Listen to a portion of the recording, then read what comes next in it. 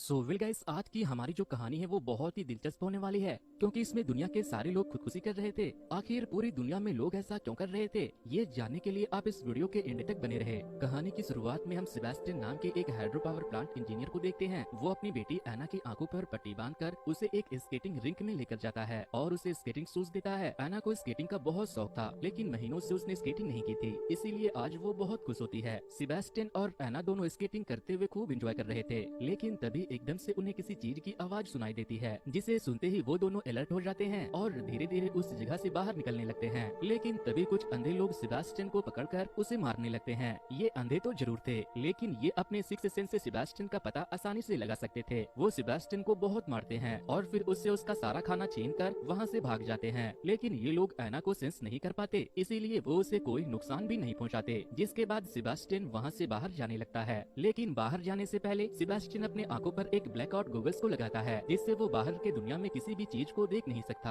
और ठीक वैसे ही एक गॉगल्स एना भी अपने आंखों पर लगाती है। वो लोग जब स्केटिंग रिंक से बाहर निकलने लगते हैं तो हम पूरे शहर में तबाही का मंजर देखते हैं, जहाँ पूरी दुनिया के सभी लोगों ने खुदकुशी कर लिया था। दरअसल पूरे शहर में कोई ऐसी एनर्जी घूम रही थी जिसे देखते ही लोग खुदकुशी कर ले रहे थे। इसीलिए सेबेस्टियन और उसकी बेटी एना ने अपने आंखों पर गॉगल्स लगाया हुआ था। सेबेस्टियन और एना की तरह ही बहुत सारे लोग अब उस एनर्जी से बचने के लिए अंडरग्राउंड हो गए थे, और जब उन्हें जरूरत पड़ती थी तो वो अपने आंखों पर पट्टी बांधकर बाहर आते थे, ताकि वो उस एनर्जी के आंखों में ना देख ले। लेकिन वो एनर्जी कुछ लोगों के दिमाग के साथ खेलकर उसे अपने आंखों से पट्टियों को हटाने के लिए मजबूर भी कर देता था। सेबेस्टियन इसी तरह गॉगल्स पहनकर आगे बढ़ रहा था, तभी उसे कुछ लोगों की आवाज सुनाई देती है। इसीलिए वो एना से कहता है कि तुम्हें जाकर चुपना होगा, और जब तक हमें ये पता न चल जाए कि वो अच्छे लोग हैं तब तक तुम बाहर मत आना। इसके बाद सेबेस्टियन उन लोगों के पास जाकर उनसे कहता है कि मैंने 2 दिनों से कुछ नहीं खाया है और मैं अपने ठिकाने का रास्ता भी भूल गया हूँ, क्या तुम मुझे अपने साथ ले चलोगे? लेकिन वो लोग उसे अपने साथ ले जाने से मना कर रहे थे। फिर वो उनसे कहता है कि मैं एक इंजीनियर हूँ, मैं जहाँ पर काम करता था वहाँ पर जनरेटर है, अगर तुम मुझे अपने साथ ले चलोगे तो मैं तुम्हें जनरेटर तक पहुँचा सकता हूँ, ताकि हमें गर्मी और रोशनी मिल सके।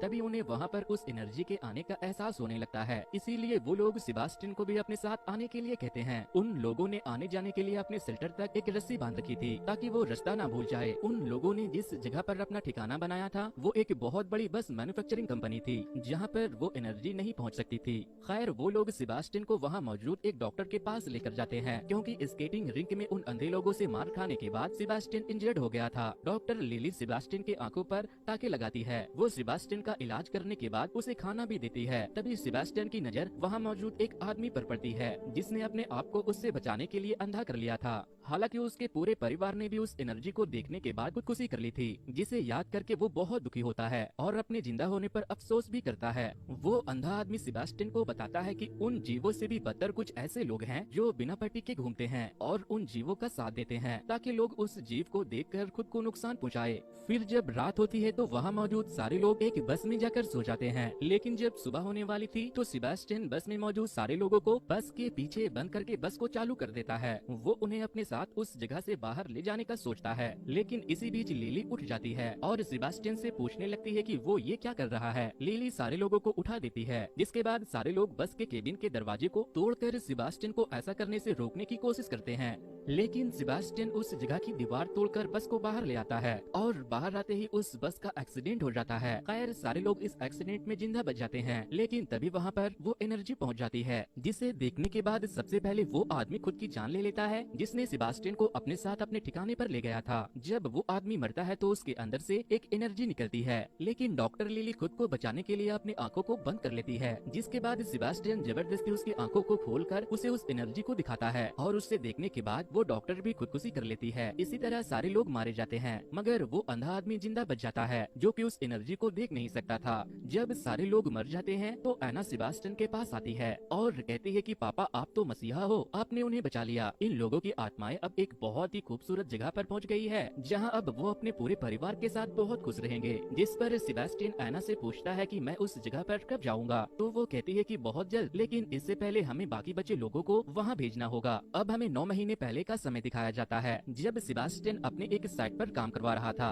तभी उसका एक एम्प्लॉय उसे कॉल करके बताता है कि हमारे बहुत सारे वर्कर ने एक टरबाइन के अंदर कूदकर खुदकुशी कर लिया है। जिसके बाद सेबास्टियन वहाँ से अपनी कार लेकर अपने ऑफिस चला जाता है। वहाँ पहुँचते ही सेबास्टियन की बीवी लौरा उसे कॉल करके उसे टीवी देखने को कहती है। सेबास्टियन जब टीवी ऑन करता है तो उसे पता चलता है कि शहर के सारे लोग खुदकुशी कर रहे हैं, जिसके पीछे की वजह कोई नहीं जानता। तभी सेबास्टियन के बॉस भी सुसाइड कर लेते हैं। जिसके बाद सेबास्टियन फौरन वहाँ से भागते हुए अपनी बेटी के स्कूल उसे लेने के लिए निकल जाता है। लेकिन वो जिस मेट्रो से वहाँ जाने वाला था, वो जैसे स्टेशन पर पहुँचता है, स्टेशन पर खड़े सारे पैसेंजर ट्रैक पर कूदकर सुसाइड कर लेते हैं। जिसके बाद सेबास्टियन वहाँ से पैदल ही एना के स्कूल की तरफ निकल जाता है। लेकिन जब वो स्कूल पहुँचता है तो वो देखता है कि एना के टीचर ने भी खुदकुशी कर लिया है। खैर सेबास्टियन एना को अपने साथ लेकर वहाँ से जाने लगता है। लेकिन रास्ते में उसे फादर मिल जाते हैं, जो उससे पूछते हैं कि तुम कहाँ जा रहे हो, क्या तुम उसे देखना नहीं चाहते? जिस पर सेबास्टियन पूछता है कि ये तुम क्या कह रहे हो? फादर कहते हैं कि मैं उसकी बात कर रहा हूँ जिसका इंतजार मैंने बचपन से किया है। हम नीच इंसानों की इतनी भी औकात नहीं है कि हम ईश्वर के आंखों में आंखें मिला सके, लेकिन अब जब ईश्वर के दूत हमारी धरती पर आए हैं तो हम इंसानों के लिए इससे बढ़कर और क्या हो सकता है। इतना कहकर फादर भी वहाँ से चले जाते हैं। और फादर के जाने के बाद सेबास्टियन अपनी बेटी को एक पेंडेंट देता है और उससे कहता है कि चाहे कुछ भी हो जाए, इस पर से अपना ध्यान मत हटाना। और फिर एना को अपनी कोट उड़ाकर उस जगह से बाहर लेकर चला जाता है जहाँ लौरा यानी सेबास्टियन की वाइफ कार लेकर उन दोनों को वहाँ से ले जाने आई थी। लेकिन तभी एक कार लौरा को टक्कर मार देती है, जिससे लौरा का वहीं पर काम तमाम हो जाता है। अब हमें वापस से प्रेजेंट का सीन दिखाया जाता है। सेबास्टियन एना के साथ शहर में जिंदा बचे हुए लोगों को ढूंढ रहा था। तभी उसे कुछ लोग दिखाई देते हैं। वो उन्हें देखते ही अपनी आंखों पर ब्लैकआउट गॉगल्स लगाकर उनके तरफ बढ़ने लगता है। लेकिन तभी उनका पेट डॉग सेबास्टियन के ऊपर हमला कर देता है। जिसके बाद वो लोग सेबास्टियन से उसके बारे में पूछते हैं तो वो कहता है कि मैं एक इंजीनियर हूँ, मैं रास्ता भटक गया हूँ, अगर तुम मुझे अपने साथ ले चलोगे तो मैं तुम्हें जनरेटर के बारे में बता सकता हूँ। तभी वहाँ पर वो एनर्जी आने लगती है। जिसके बाद वो लोग उसे अपने साथ अपने ठिकाने पर लेकर जाते हैं, जो कि एक बॉम्ब शेल्टर था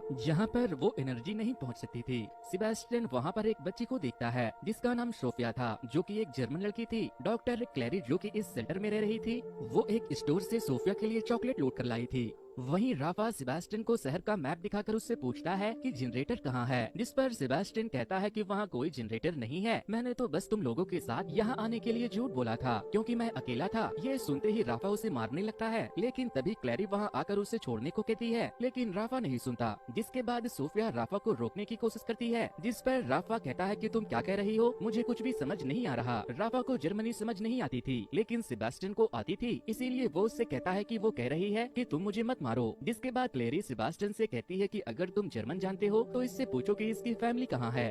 सेबास्टियन उससे उसके परिवार के बारे में पूछता है तो वो बताती है कि मैं और मेरी मॉम छुट्टियां मनाने क्रूज शिप पर जाने वाले थे, लेकिन तभी भगदड़ मच गई। फिर मैंने बहुत सारे लोगों को पानी में कूदते हुए देखा। जिसके बाद मेरी मॉम मुझे लेकर एक वैन में आ गई और फिर मॉम ने उस वैन के शीशों को चारों तरफ से कवर कर दिया और फिर रेडियो ऑन किया, जहाँ पर किसी न्यूज एंकर ने खुद को जिंदा रखने के लिए एक सेफ जगह पर आने को कहा, जो कि पहाड़ों पर थी। क्लेरी पूछती है कि वो कौन सा पहाड़ है। जिसके बाद सोफिया दीवार पर एक पहाड़ के ऊपर एक किले के ड्राइंग को बनाती है। फिर क्लेरी उससे पूछती है कि हम उस पहाड़ तक कैसे पहुंच सकते हैं। जिसके बाद सोफिया उस पहाड़ से लगे एक केबल कार को बनाती है, जिसे देखकर इजाबेल जो अपने पति रॉबर्टो के साथ वहाँ पर थी, वो समझ जाती है कि ये मोनियाक के पहाड़ों के बारे में बात कर रही है। फिर क्लेरी उससे पूछती है कि तुम उस पहाड़ पर क्यों नहीं गई, तो वो बताती है कि मेरी मॉम मेरे और अपने आंखों पर पट्टी बांधकर उस पहाड़ की तरफ बढ़ रही थी, लेकिन रास्ते में चलते वक्त बहुत सारे लोग हमसे टकराने लगे, जिससे कि मैं गिरकर अपनी मॉम से अलग हो गई। जिसके बाद राफा कहता है कि हमें भी उस जगह पर जाना चाहिए। वैसे राफा एक डॉग ट्रेनर था। सेबास्टियन भी राफा की बात पर एग्री करता है, लेकिन तभी रॉबर्टो कहता है कि मोनियाक यहाँ से बहुत दूर है, अगर हमने वहाँ जाने का सोचा भी तो हमारी मौत पक्की है, इसीलिए हमें यहीं रहना चाहिए। जिस पर सेबास्टियन कहता है कि एक न एक दिन हमारा खाना खत्म हो जाएगा और हम सब वैसे भी मर जाएंगे, जिंदा रहने के लिए हमें यहाँ से बाहर निकलना ही होगा। जिसके बाद क्लेरी कहती है कि ये ठीक कह रहा है, हम इंसान हैं, आखिर इस तरह से यहाँ पर कितने दिनों तक रह पाएंगे। जिसके बाद वो लोग वहाँ से बाहर निकलने के लिए तैयार होने लगते हैं। राफा अपने डॉग के आँख पर पट्टी बांध देता है और फिर वो लोग वहाँ से पहाड़ी की तरफ जाने के लिए निकल जाते हैं। लेकिन रात होने पर वो लोग एक जगह पर रुकने का फैसला करते हैं और जब सब सो रहे थे तो सेबास्टियन राफा के डॉग्स की रस्सियाँ आधी से ज्यादा काट देता है। नेक्स्ट डे जब वो लोग वापस से पहाड़ी की तरफ जाने के लिए निकलते हैं तो हम एना को भी सेबास्टियन के साथ देखते हैं। एना सेबास्टियन से कहती है कि वो आ गए। जिसके बाद सेबास्टियन अपने आंखों पर से गॉगल्स हटा देता है और तभी राफा के डॉग्स भौंकने लगते हैं। इस दौरान सभी लोगों को उनके परिवार वालों की आवाज सुनाई देती है जो उनसे कह रही थी कि अपनी आंखों से पट्टी हटा कर देखो, हम आ गए हैं। तभी कुत्तों की रस्सियां टूट जाती है और वो कुत्ते वहाँ से भागने लगते हैं। राफा अपने कुत्तों को ढूंढते हुए उनके पीछे जाता है। वहीं सोफिया को उसकी मॉम की आवाज सुनाई दे रही थी, इसीलिए वो अपने आंखों की पट्टियों को हटाने वाली थी, लेकिन तभी ऑक्टेविया उसे आकर पकड़ लेता है। वहीं राफा को ऐसा लगता है कि शायद कोई उसके डॉग को मार रहा है, इसीलिए वो अपनी आंखों से जैसे ही पट्टी को हटाता है उसे वो एनर्जी दिख जाती है, जिसे देखते ही वो सुसाइड कर लेता है और फिर उसके कुत्ते भी उस एनर्जी को देखकर भौंकने लगते हैं। जिसके बाद रॉबर्टो कुत्तों को अपने पास लाने की कोशिश करता है, लेकिन वो उसे काट लेते हैं। जिसके बाद ऑक्टेविया जल्दी जल्दी सबको एक घर में छुपने के लिए अंदर बुला लेता है।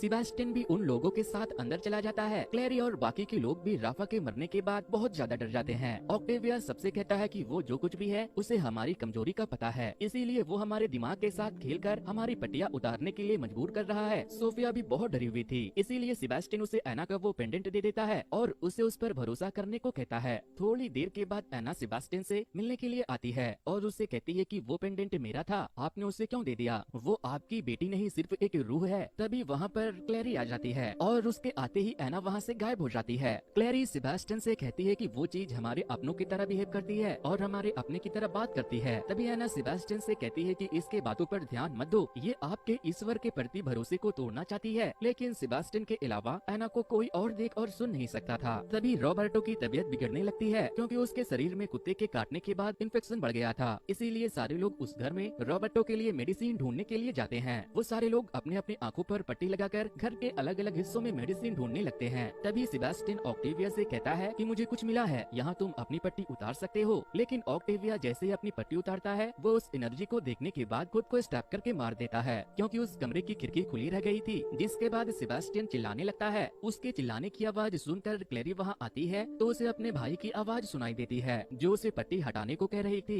लेकिन क्लैरी वहाँ से जाने लगती है। तभी एना सेबास्टियन से क्लैरी की पट्टी हटाने को कहती है, लेकिन सेबास्टियन ऐसा नहीं करता। नेक्स्ट डे वो सारे लोग वापस से पहाड़ी की तरफ जाने लगते हैं। तभी वहाँ पर कुछ लोग उन्हें देख लेते हैं, इसीलिए उन्हें वहाँ से भागना पड़ जाता है। लेकिन भागते वक्त रॉबर्टो वहीं गिर जाता है। उसकी बीवी अमेलिया उसे उठाने लगती है तो वो कहता है कि अब मेरा वक्त आ गया है। वहीं सेबास्टियन इस बार क्लैरी और सोफिया को खींचकर एक बिल्डिंग में लेकर चला जाता है। जिसके बाद क्लैरी को सेबास्टियन के ऊपर शक होने लगता है क्योंकि वो बिना कुत्तों और रस्सियों के बड़े ही कॉन्फिडेंस के साथ उन्हें वहाँ ले आया था। इसीलिए वो उसके गूगल्स को चेक करती है तो उससे पता चलता है कि वो उसके आर पार देख सकता था। क्लैरी उसके ऊपर बहुत गुस्सा करने लगती है और कहती है कि आखिर तुम हम सबको मारना क्यों चाहते हो। जिस पर वो कहता है नहीं ऐसा नहीं है, क्या तुमने देखा नहीं अभी मैंने तुम्हारी जान बचाई थी। इस दौरान एना बार बार सेबास्टियन को दरवाजा खोलने को कह रही थी, इसीलिए वो एना के ऊपर चिल्लाने लगता है। वहीं रॉबर्टो और अमेलिया एक दूसरे की पट्टी को हटाकर उस एनर्जी को देखने के बाद खुदकुशी कर लेते हैं। क्लैरी सोफिया को लेकर सेबास्टियन से बचने के लिए उस बिल्डिंग के छत पर भाग जाती है, लेकिन आंखों पर पट्टी बंधे होने की वजह से गलती से क्लैरी बिल्डिंग के एक फ्लोर नीचे गिर जाती है। खैर उसे कोई भी इंजरी नहीं होती। जिसके बाद सेबास्टियन सोफिया के पास आता है। तभी एना भी वहाँ आती है और वो सेबास्टियन से सोफिया के पट्टी को हटाने को कहती है, लेकिन जब सेबास्टियन सोफिया की आंखों से पट्टी हटाने लगता है तो उसे एना के सर से खून बहते हुए दिखता है। जिसके बाद वो सोफिया की पट्टी हटाने से मना कर देता है और फिर सोफिया को गले लगाकर उससे माफी मांगने लगता है।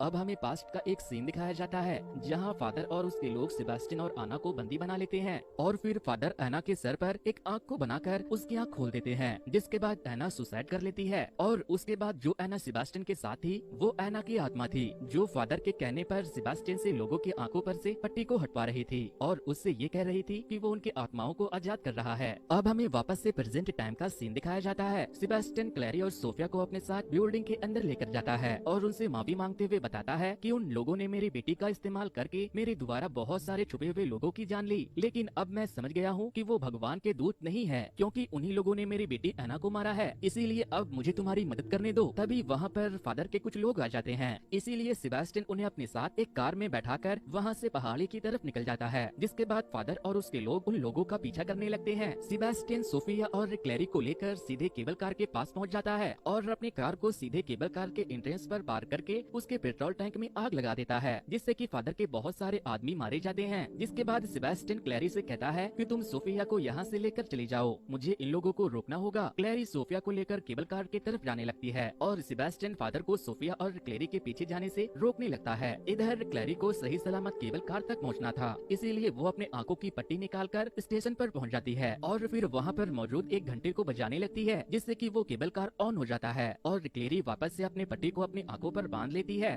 फादर कहते हैं कि मुझे जाने दो, मैं ईश्वर का गुलाम हूँ, लेकिन सेबास्टियन उन्हें रोकने के लिए एक आयरन रड उठा लेता है। लेकिन तभी एना सेबास्टियन के सामने आ जाती है और क्लेरी को रोकने के लिए कहने लगती है, लेकिन तभी सेबास्टियन उस रॉड को एना के आर पार कर देता है, जिससे एना अपने असली रूप में आ जाती है, जो कि कोई और नहीं बल्कि फादर थे। मगर फादर सेबास्टियन को भी नहीं छोड़ते और वो उसके भी पेट में रॉड घुसा देते हैं और इसी तरह वो दोनों एक दूसरे को खत्म कर देते हैं। लेकिन इधर क्लेरी केबल कार के डोर ओपन होने की साउंड को सुनकर सोफिया के साथ उसमें कूद जाती है। वो दोनों उस कार की मदद से पहाड़ पर पहुंच जाते हैं, जहां पहुंचते ही कुछ सोल्जर उसे पकड़कर इंक्वायरी के लिए ले जाते हैं। उस जगह पर हम देख पाते हैं कि इंसानों ने उस एनर्जी से बचने के लिए एक अलग ही दुनिया बसा रखी है। वहाँ पर सोफिया को उसकी माँ भी मिल जाती है, जो अभी भी जिंदा थी और वहाँ पर काम कर रही थी। वो अपने बेटी को देखते ही उसे गले से लगा लेती है। वहीं कुछ साइंटिस्ट क्लेरी का ब्लड सैंपल लेते हैं और उससे पूछताछ करते हैं कि वो वहाँ तक कैसे पहुँच गई। तो वो बताती है कि मुझे यहाँ तक पहुँचाने में किसी ने मेरी मदद की, जो उनमें से ही एक थे। और इसी के साथ ये कहानी यहीं पर